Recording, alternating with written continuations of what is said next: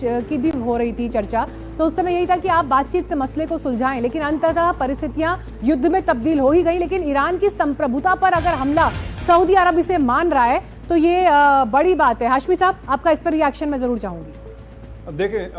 Saudi अरब ने अभी हाल में ही जो ईरानी 40,000 के करीब जो हज करने गए उनको लेके बयान दिया सऊदी क्राउन प्रिंस ने कि जो ईरान के अंदर सऊदी के अंदर जो ईरानी हैं उनका पूरी तरह से ख्याल रखा जाएगा जब तक हालात सुधर नहीं जाते हैं, वापस अपने मुल्क की तरफ नहीं जाते हैं। तो सऊदी अरब ने जेस्चर देना शुरू कर दिया था ईरान के साथ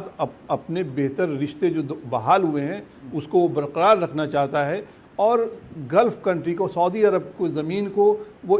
फ़ौजी अड्डे के तौर पर अमेरिका को इस्तेमाल नहीं करने देगा। लेकिन एक बात और मैं इसमें जोड़ना चाहूँगा, जो देखिए आप मिसाइल की, ईरानी हमले की मिसाइल की बात हो रही है, सवाल सिर्फ ये नहीं है कि ईरान इज़राइल के में जो एयर डिफेंस सिस्टम है, जो एंटी मिसाइल सिस्टम है वो इंस्टॉल है और उसके मुकाबला कर रहा है, बल्कि आप ये देखें कि करीब कम से कम 5-6 लेयर के मिसाइल डिफेंस एयर सिस्टम को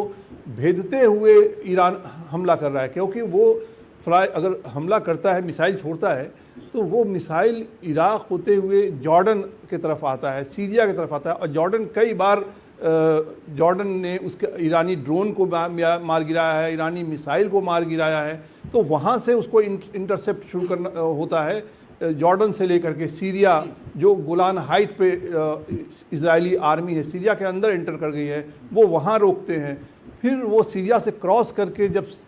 समुंदर की तरफ आते हैं इजराइल पर हमला करने के लिए मिसाइल, तो अमेरिकी जंगी बेड़े जो है, समुद्री बेड़े जो वहाँ खड़े हैं वहाँ पे, वहाँ से उसको रोका जाता है। चीज बता दें आपको कि इस युद्ध में अमेरिका की एंट्री हो गई, जिससे बहुत सारे सवाल हैं। तो आप देखिए, युद्ध में अमेरिका की एंट्री, ईरान में शांति या विनाश, ये सवाल इसलिए क्योंकि ट्रंप कह रहे हैं अभी भी वक्त है, सब लोग शांति के रास्ते पर लौट जाएं, और नहीं लौटे तो भारी बवाल होगा, हम आगे युद्ध जारी रखेंगे। दूसरी तरफ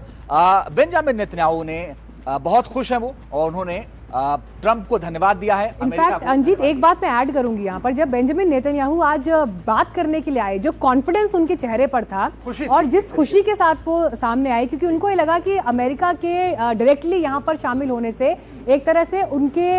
इस एक्शन को भी एक आधिकारिक पुष्टि मिल गई अमेरिका की तरफ से, और सरेंडर नहीं करेंगे ये ईरान के सुप्रीम लीडर कह रहे हैं। लेकिन देखिए, अब सवाल यही बना हुआ है, तो फिर अगर युद्ध लंबा खिंचता है तो कहाँ तक जाएगा, अल्टीमेटली फैसला कैसे होगा।